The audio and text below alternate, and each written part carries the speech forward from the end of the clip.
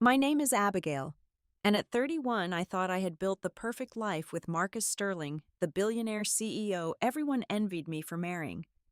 But that night when he came home from the charity gala and told me coldly, "You embarrassed me tonight, sleep in the guest room until you apologize," something inside me finally snapped. I looked at him, nodded quietly, and said, "Okay." He thought he was teaching me a lesson, but I was about to teach him one he would never forget. Before I share what happened next, I am curious where you are all tuning in from today. If my story resonates with you, please consider subscribing. Now let me tell you how I finally took back my power. 7 years ago, I met Marcus at an architectural competition where I was presenting my design for a sustainable community center. He was there as the primary sponsor, tall and commanding in his perfectly tailored suit, with that smile that made every woman in the room take notice. When he approached me after my presentation, I expected the usual patronizing comments successful men often give young female architects. Instead, he said something that caught me completely off guard. "Your vision for integrating green spaces with urban living is exactly what this city needs. Would you let me take you to dinner to discuss it further?" That dinner turned into many more. Marcus pursued me with an intensity that was both thrilling and overwhelming. He would send flowers to my small office with notes that said things like, "Watching you work is like watching an artist create magic." He showed up at my late-night work sessions with gourmet meals from the best restaurants in the city. When I won my first major award for the eco-friendly library design, he threw a surprise party and invited all the influential people in the industry. My work matters to him, I remember thinking. He sees me as his equal. Our wedding 2 years later was featured in every society magazine. The ceremony at Martha's Vineyard was intimate yet grand, with 200 of the most powerful people in business and politics. I designed my own dress incorporating architectural elements into the flowing silk, and Marcus actually teared up when he saw me walking down the aisle. My father Robert, a Vietnam veteran who had raised me alone after my mother passed, squeezed my hand before giving me away and whispered, "You deserve all the happiness in the world, sweetheart." Those first 2 years of marriage were everything I had dreamed of. We worked on designing our penthouse together, me handling the architectural elements while Marcus chose the art pieces from galleries around the world. We traveled to Tokyo, Paris, Mumbai, studying buildings and experiencing cultures. He would introduce me at parties as my brilliant wife, the architect, with such pride in his voice. When I worked late on projects, he would bring me coffee and massage my shoulders, saying, "I love watching you create something from nothing." But slowly, almost imperceptibly, things began to change. It started in our 3rd year of marriage when I was offered the lead architect position on a major hospital renovation. Marcus sat me down with what he called a loving concern expression. "Darling," he said, taking my hands in his, "do you really need this pressure right now? You work so hard already. Maybe you should consider taking on smaller projects, something less demanding." When I explained that this was my dream project, he sighed and said, "Of course, if it means that much to you." But his tone suggested I was being selfish. Then came the comments about my appearance. "You are going to that client meeting dressed like that. It is a bit casual for a sterling wife. Do you not think my comfortable work clothes, perfect for site visits and long days at the drafting table, were gradually replaced by designer outfits he selected? The makeup artist he hired for special occasions became a regular appointment he scheduled for me. "You represent our family now," he would say, as if my own identity had been absorbed into his. The isolation happened so gradually, I hardly noticed until it was complete. Marcus would forget to mention important events until the last minute, ensuring I had already made plans I would have to cancel. "That architectural awards dinner you wanted to attend, oh, did I not tell you we have dinner with the Japanese investors that night?" My weekly drinks with my college friends became monthly, then quarterly, then stopped altogether. "Why do you need girls' night when you have me?" he would ask, looking hurt.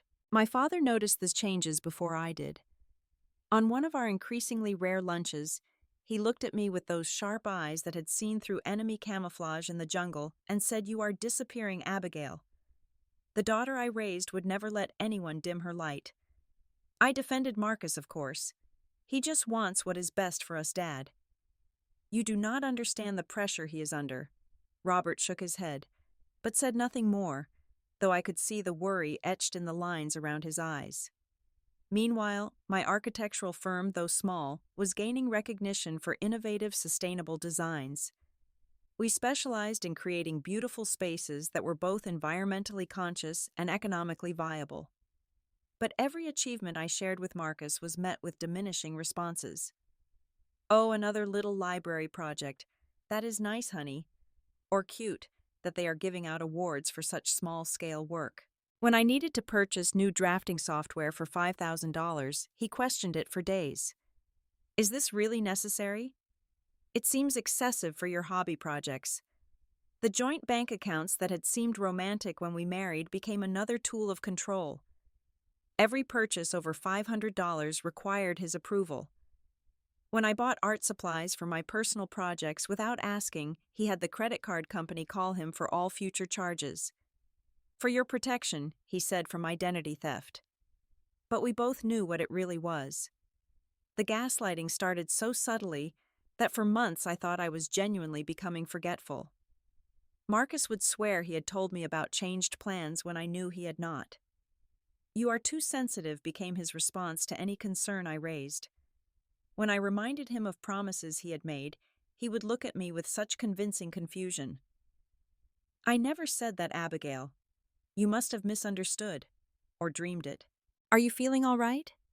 Public events became performances where I played the perfect wife while inside I was screaming.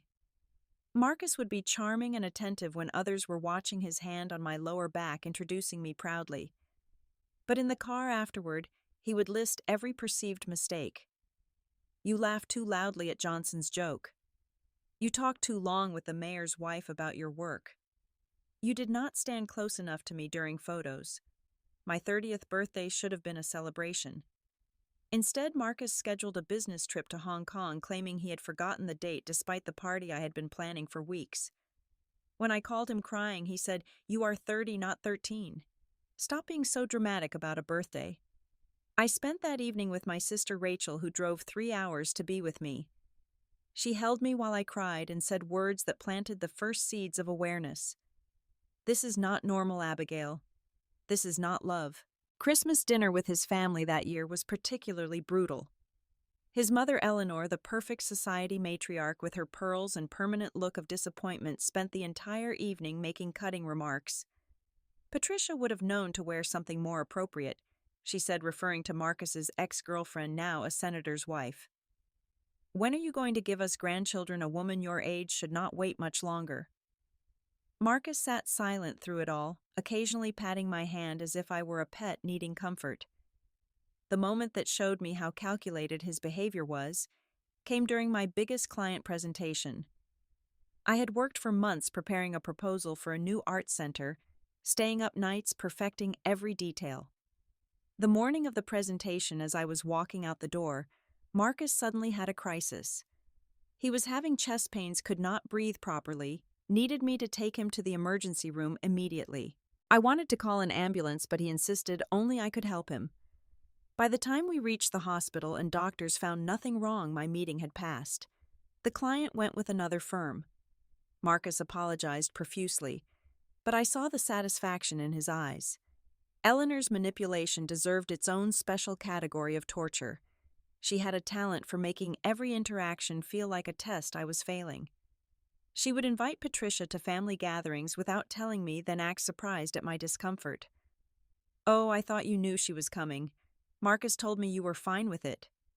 She whispered to her society friends about my inadequacies, ensuring I heard just enough to know I was being discussed, but not enough to confront her directly. The physical toll became impossible to ignore. I lost 15 pounds. I could not afford to lose my clothes hanging off my frame like I was playing dress-up in someone else's life. My hands, once steady enough to draw perfect straight lines without a ruler, began to shake. Anxiety attacks hit me at random moments, leaving me gasping for breath in bathroom stalls at social events. Insomnia became my constant companion. 3 a.m., finding me staring at the ceiling, wondering how I had become this ghost of myself. I started therapy in secret, paying cash, so Marcus would not see the charges. Dr. Hamilton, a kind woman in her 60s, listened without judgment as I described my life. She never told me what to do, but she asked questions that made me see patterns I had been blind to. When you met Marcus, what did you love about your life? What brought you joy? When was the last time you felt truly happy? The answers were becoming harder to find. Rachel, my brilliant sister who had become a successful divorce attorney, tried repeatedly to make me see what was happening. She would send me articles about emotional abuse, leave books about gaslighting at my apartment when she visited. One day she grabbed my shoulders and looked me straight in the eye. The sister I knew would never let anyone treat her this way. Where is the Abigail who redesigned our whole childhood home at 16, who told off the principal when he said girls could not take advanced physics? That is still you in there. Find her. But I was not ready to hear it. I made excuses. Rationalized, his behavior blamed myself for not being the wife he needed. If I could just be better, more understanding, more supportive, then he would go back to being the man who had courted me with such passion. I started a hidden journal documenting incidents to prove to myself I was not crazy, but also hoping to find a pattern I could fix. Then I reconnected with my old mentor from architecture school, Professor Williams, at a conference Marcus did not know I was attending. She took one look at me and her face fell. "My God, Abigail, what happened to you? You were my most promising student. The fire in your eyes could light up a room. Now you look like someone has spent years slowly pouring water on your flames." Her words haunted me for weeks. The Sterling Industries annual charity gala was the social event of the year. 500 of the city's most powerful people gathering to celebrate wealth disguised as philanthropy. Marcus had been planning for months, his mood increasingly tense as the date approached. That morning he laid out my dress on the bed, a conservative navy blue gown that covered everything and revealed nothing. Elegant but forgettable, exactly how he wanted me to appear. The lecture began at breakfast. "Tonight is crucial for the Henderson deal," he said, not looking up from his phone. "I need you to be perfect. That means no discussing your little projects, no monopolizing conversations, and definitely no contradicting me if business comes up. Support me, compliment me, but do not overshadow me."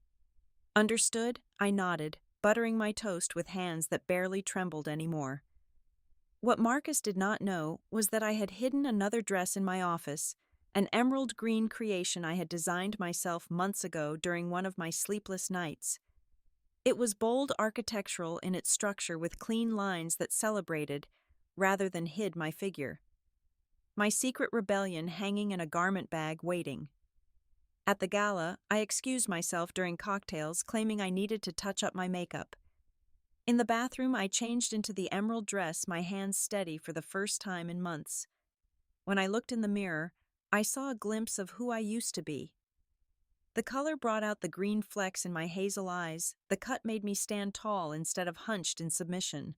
I walked back into that ballroom like I was walking into battle. The first person to notice was Linda Wu, the tech billionaire known for her investments in sustainable technology. "Abigail," she exclaimed, "you look absolutely stunning. That dress is a work of art. Who designed it?" When I told her I had, she laughed with delight. "Of course you did. Marcus always said you were talented, but he undersold it.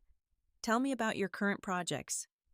For the first time in years, I spoke freely about my work. I told Linda about the sustainable housing development I was designing, the innovation in water recycling, the green spaces that would provide food for residents. Her eyes lit up with genuine interest, and soon we had attracted a small crowd of investors and developers. I felt myself coming alive, my voice growing stronger with each word. Marcus's face across the room was a study in controlled fury. His jaw clenched tighter with every laugh I drew from the crowd, every business card I accepted, every moment I existed as myself instead of his accessory. When James Morrison, a prominent developer, said loudly, "Marcus, you never told me your wife was the genius behind the Riverside Library," that design changed how we think about public spaces. Marcus's smile looked physically painful. The confrontation with Sophia happened in the ladies' lounge. She was Marcus's 26-year-old assistant, all legs and ambition, drunk on champagne, and her proximity to power. I found her crying in the corner, her perfect makeup running in black streams down her cheeks. When she saw me, her face crumpled further. "I am so sorry," she sobbed. "I am so sorry." The story spilled out between hiccups and tears. 3 months of late-night meetings that were not about business.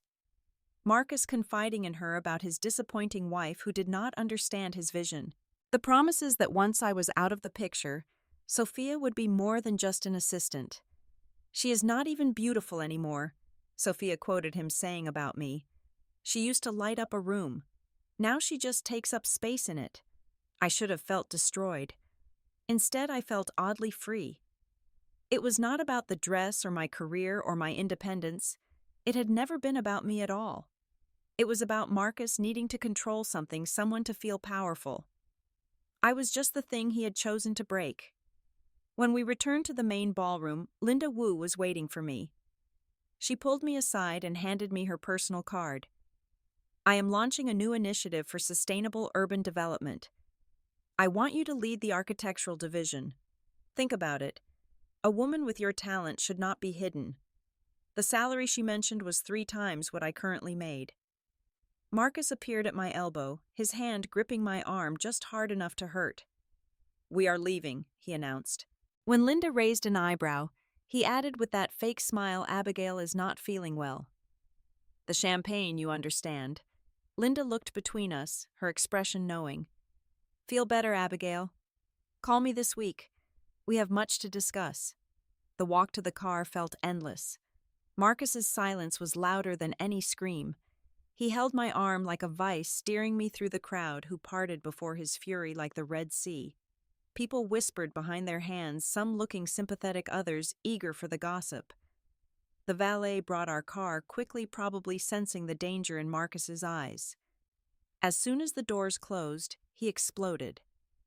What the hell was that? That dress, that behavior, that complete disregard for everything I asked. "Do you have any idea how you made me look like a man who cannot control his own wife?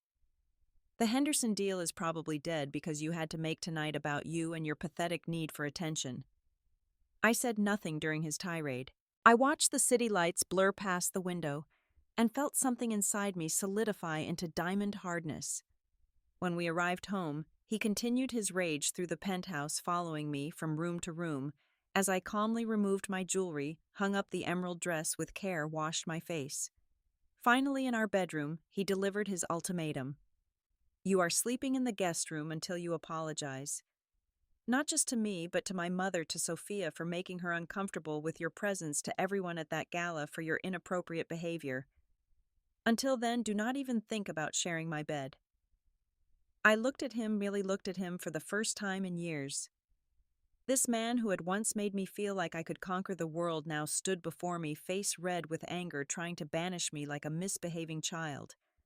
I nodded once and said the single word that would change everything. "Okay." The shock on his face was almost comical. He had expected tears, please promises to do better. Instead, I gathered my nightgown and walked calmly to the guest room, closing the door quietly behind me. Through the wall, I heard him pacing, muttering, probably planning his next move in this game he thought we were playing. In the guest room, I sat on the edge of the bed and felt the full weight of the past 7 years crash over me like a wave. But instead of drowning, I floated. The tears that came were not of sadness, but of relief. Finally, I was done pretending that this was love, that I was happy, that I was anything other than a prisoner in a castle made of glass and expectations. I pulled out my phone and scrolled through old photos, looking for evidence of who I used to be. There I was at graduation, beaming with my diploma. At my first job site, hard hat on and grinning. Winning my first design award, surrounded by colleagues who respected me. In every photo before Marcus, my eyes were alive. After him, they grew progressively dimmer until the recent ones where I looked like a beautiful corpse. At 2 a.m, I called Rachel. She answered on the first ring alert, as if she had been waiting for this call for years. "Say the word," she said simply. "I have everything ready."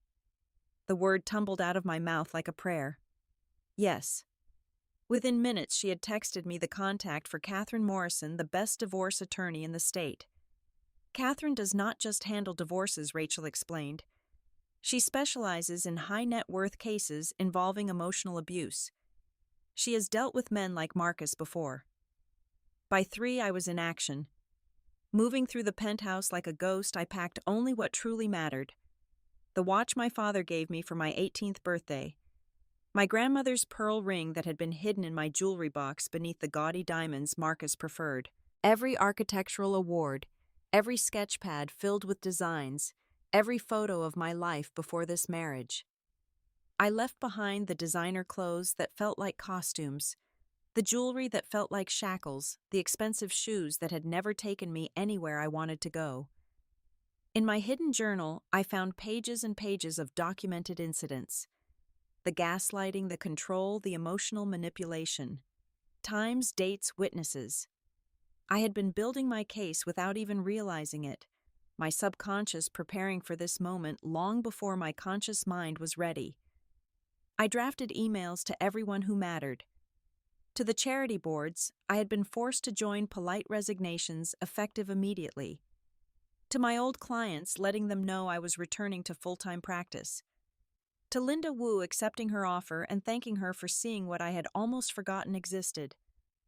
Each send button felt like cutting a string that had held me like a marionette. As dawn broke over the city, painting the sky in shades of pink and gold, I stood at the window and watched the sunrise for the first time in years without dread for the day ahead. The city below was waking up, and so was I. My phone buzzed with a text from my father. "Your room is ready whenever you need it, sweetheart."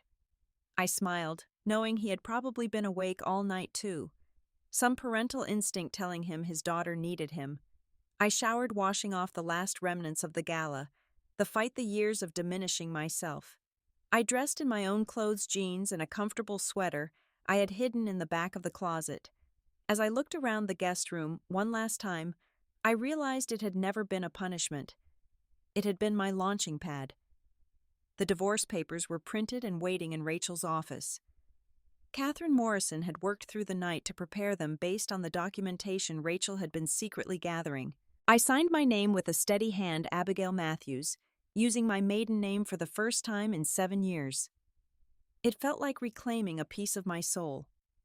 Before leaving, I placed the papers on the guest room nightstand with a simple sticky note. "The only apology owed is to myself. A." Then I walked out of that penthouse, out of that life, out of the cage I had allowed to be built around me, bar by bar. The elevator ride down felt like ascending from hell. Marcus's morning routine was as predictable as sunrise.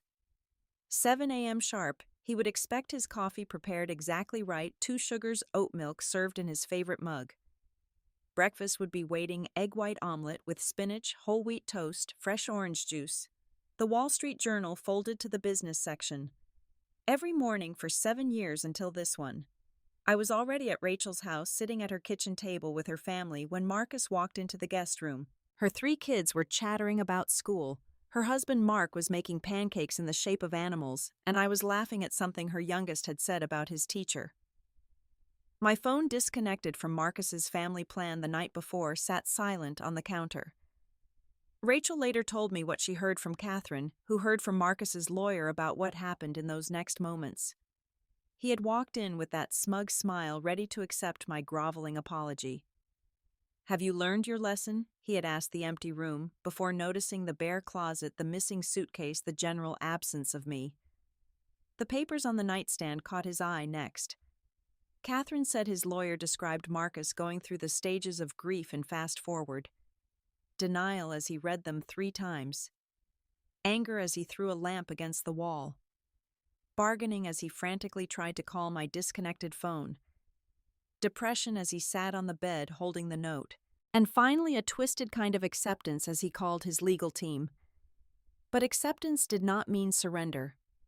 Within hours, Marcus had launched his counterattack. The joint accounts were frozen before noon. By 2 p.m., he had called my biggest clients, claiming I was having a mental breakdown. By evening, his mother Eleanor was calling every society contact she had, spreading rumors about my instability, my ingratitude, my obvious affair that must have prompted this insane behavior. The flowers started arriving at Rachel's house the next day. Dozens of roses with cards proclaiming his love, his sorrow, his desperate need to talk. Rachel's husband, Mark, took great pleasure in refusing each delivery, sending them back with messages that any communication should go through my lawyer. The flowers were redirected to local hospitals, bringing joy to people who actually deserved it. Marcus showed up at Rachel's house on day 3, designer suit, wrinkled eyes, bloodshot, looking like he had not slept since I left. Mark's 6 feet 4 inches of former college linebacker blocked the doorway while Marcus pleaded, "I just need to see her. 5 minutes. I can explain everything. She is my wife. I have rights." Mark's response was calm but firm. "She is her own person. And right now, that person does not want to see you. Leave before I call the police." The emails Marcus sent were forwarded directly to Catherine, but she shared some excerpts to prepare me for his tactics. They ranged from love bombing to threats to gaslighting, even in writing. "You are having an episode. You need help. Let me take care of you. Then this is temporary insanity. No court will side with a woman abandoning her marriage over nothing.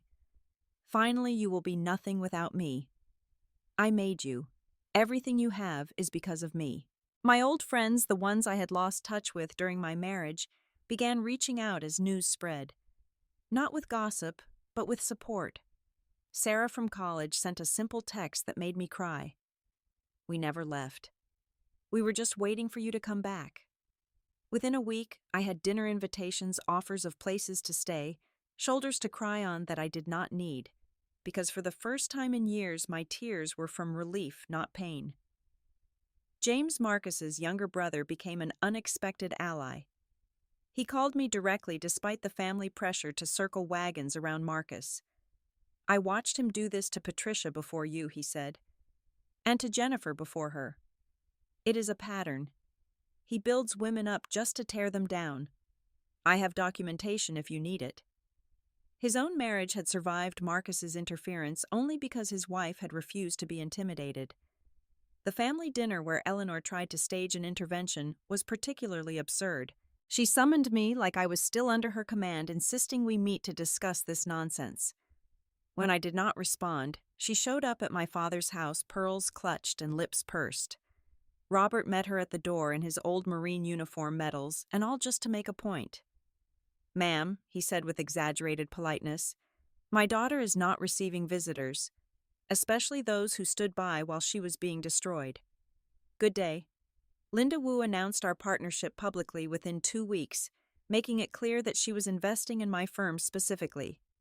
Her press release called me a visionary architect whose sustainable designs will shape the future of urban living. The media coverage shifted overnight from poor Marcus's abandoned husband to successful businesswoman breaks free. My inbox filled with congratulations and new project inquiries. Marcus's legal team was everything money could buy. 3 partners from the most aggressive firm in the city, known for destroying opposition through exhaustion and expense. They filed motion after motion demanding psychological evaluations, claiming abandonment, suggesting I had been planning this for years as a money grab. Catherine Morrison just smiled when she saw their filings. "I eat lawyers like this for breakfast," she told me. They mistake noise for strength.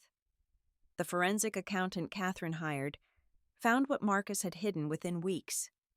Offshore accounts in the Cayman's property, transfers to shell companies, hidden assets that exceeded what he had declared by millions.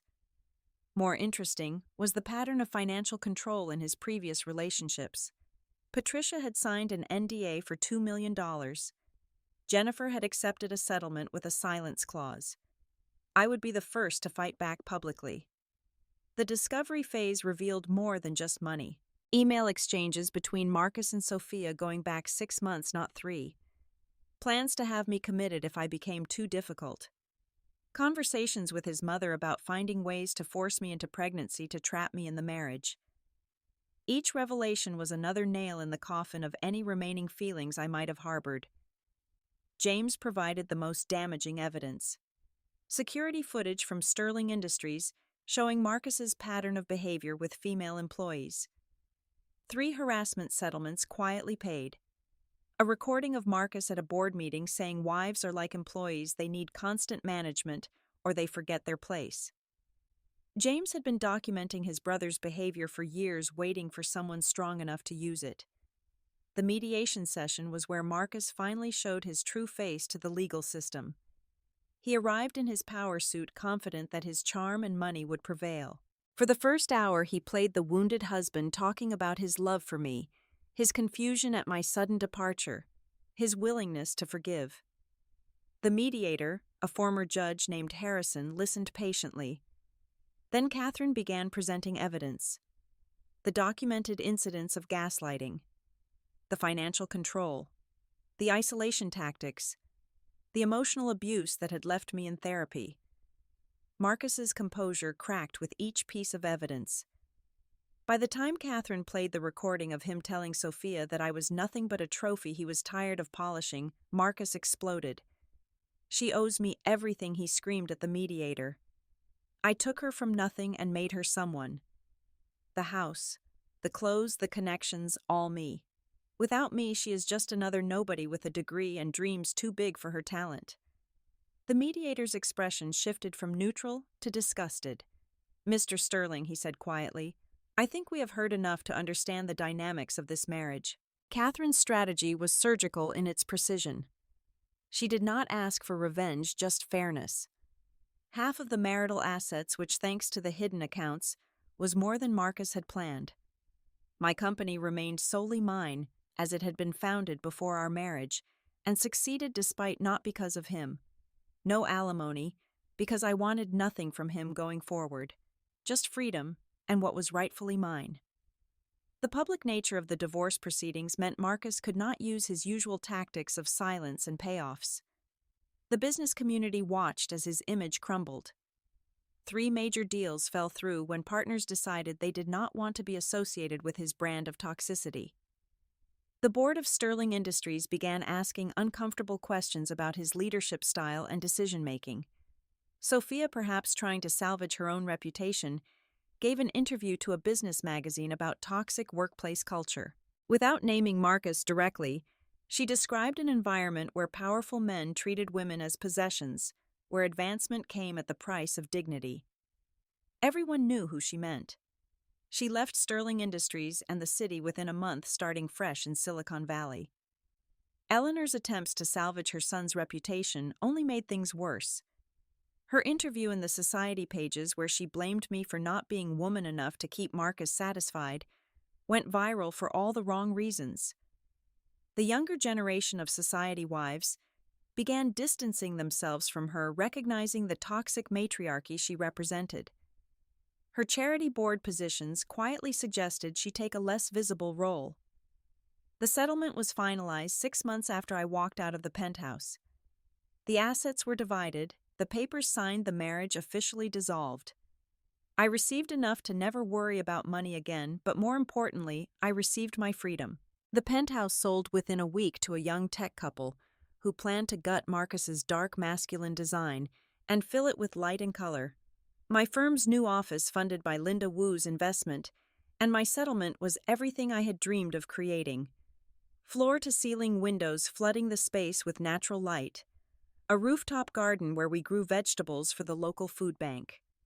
Solar panels and rainwater collection systems making us completely sustainable. Every design choice was mine, every detail a reflection of who I was when allowed to be myself. The young architects I hired were all women who had been overlooked by traditional firms. Maria, who had been told her designs were too emotional. Jennifer, whose ideas were constantly credited to male colleagues. Ashley, who had been passed over for promotion 3 times, despite outperforming her peers. Together we created a company culture based on respect, creativity, and actual work-life balance. The community center project that launched our new phase was everything Marcus would have hated. Bold, unconventional, designed for the people who would use it, rather than the donors who funded it. The opening ceremony drew hundreds from the neighborhood families who finally had a space that belonged to them. When the little girl who had inspired one of the play areas hugged me and said thank you for making this for us, I cried tears of pure joy. My personal healing was slower than my professional rebirth. Therapy with Dr. Hamilton continued twice a week, unraveling years of internalized gaslighting and self-doubt. There were days when I would catch myself asking for permission to make simple decisions or apologizing for having opinions. Each time I had to consciously remind myself that I was free, that my thoughts and feelings were valid, that I had the right to take up space in the world. Dating was off the table for the first year. I needed to remember who I was without being defined by a relationship. Instead, I focused on friendships, rebuilding connections that had been severed. Saturday brunches with my college friends became sacred. Sunday dinners with Dad, where we cooked together and talked about everything except Marcus. Monday morning yoga with Rachel, who kept me grounded when the divorce aftermath felt overwhelming. The art I created during this period was unlike anything from before. Abstract paintings full of color and movement sculptures that seemed to break free from their materials. A gallery owner who saw them at my office asked to showcase them. The opening night, seeing rooms full of people connecting with my work, experiencing emotions I had poured onto canvas, was a validation I had not known I needed. Marcus's downfall continued without my involvement. The board forced him to step down as CEO after a particularly disastrous quarter, blamed on his erratic leadership. Sophia was not the only one to come forward about his behavior. 3 more women filed complaints, and Sterling Industries settled out of court for undisclosed amounts. The golden boy of industry became a cautionary tale about the dangers of unchecked power and ego. Eleanor reached out once 6 months after everything was finalized. Her letter was not an apology, but a request.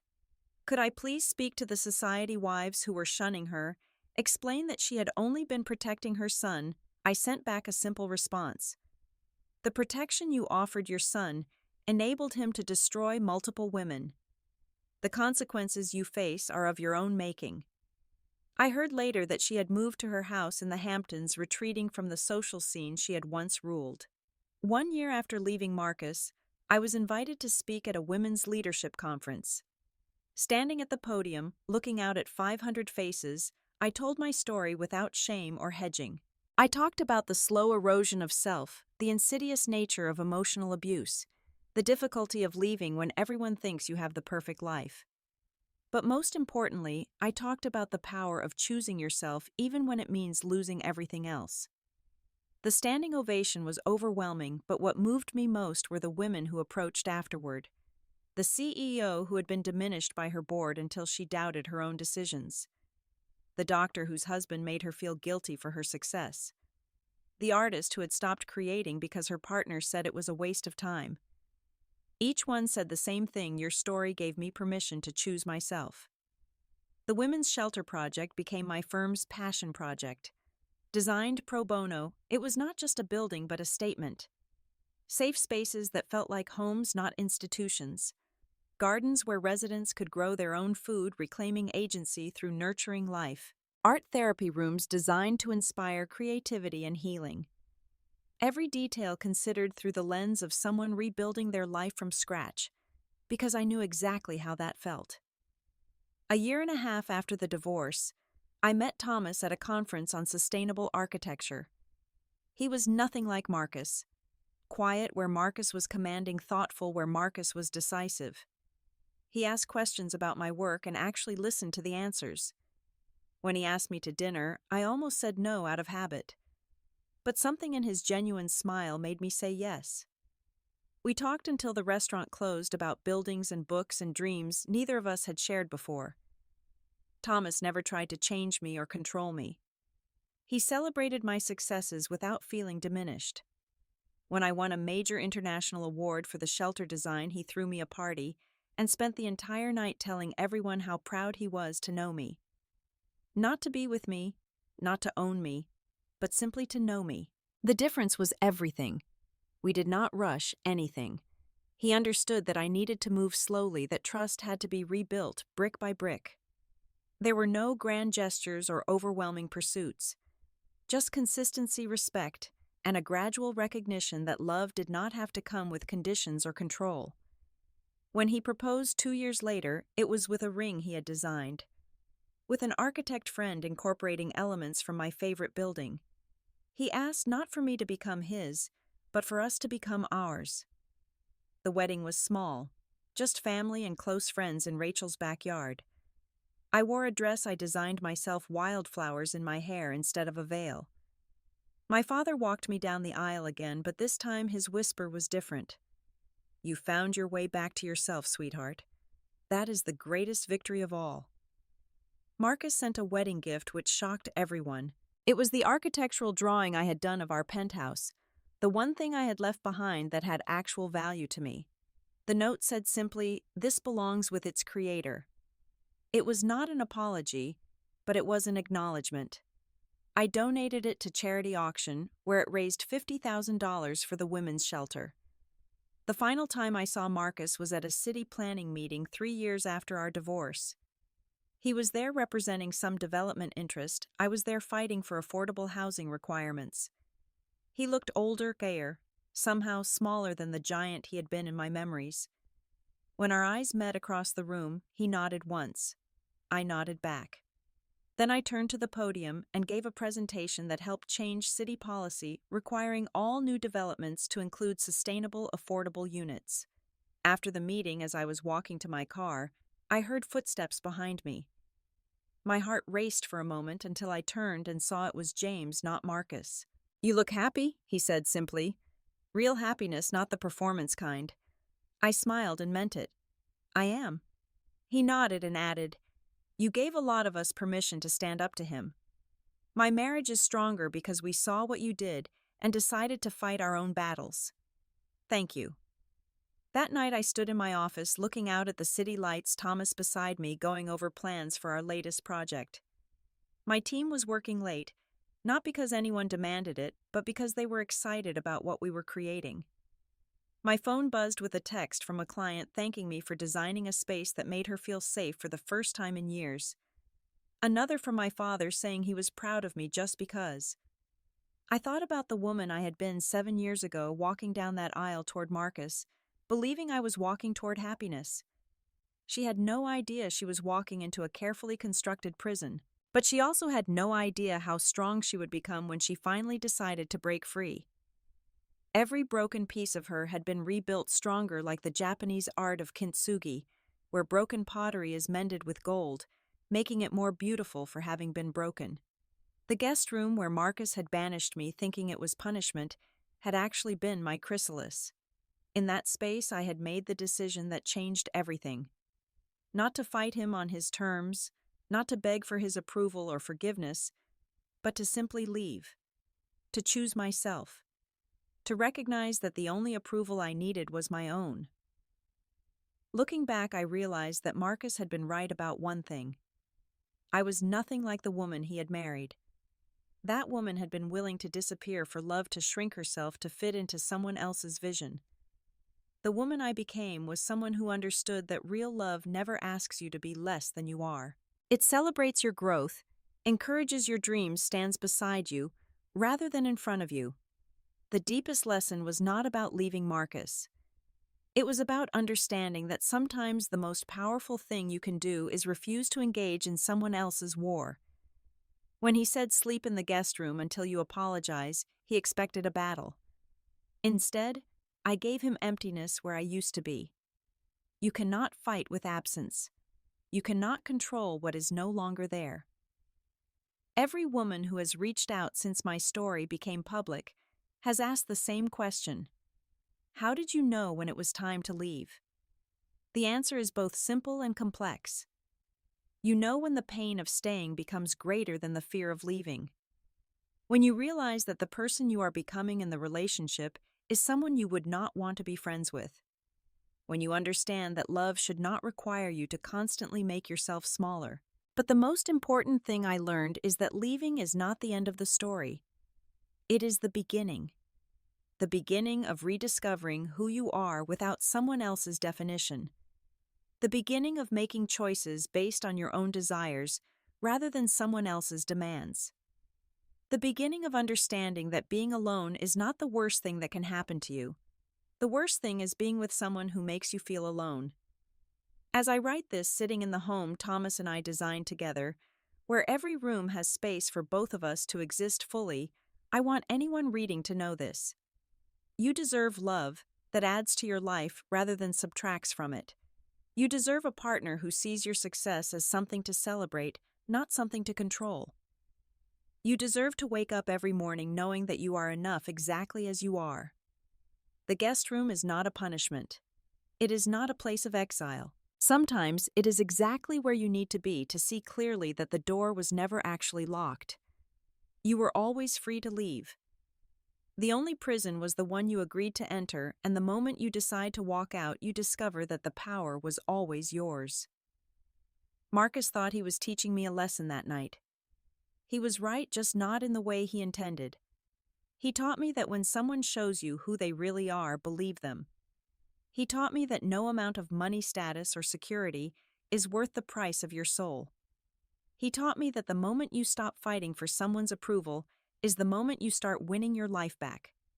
So to anyone watching who sees themselves in my story, who lies awake in their own guest room, wondering if this is all there is, know this. The morning you choose yourself, the morning you decide that you deserve better, the morning you place those divorce papers on the nightstand and walk away, that is not the morning your life ends. That is the morning your life truly begins. Thank you for listening to my story.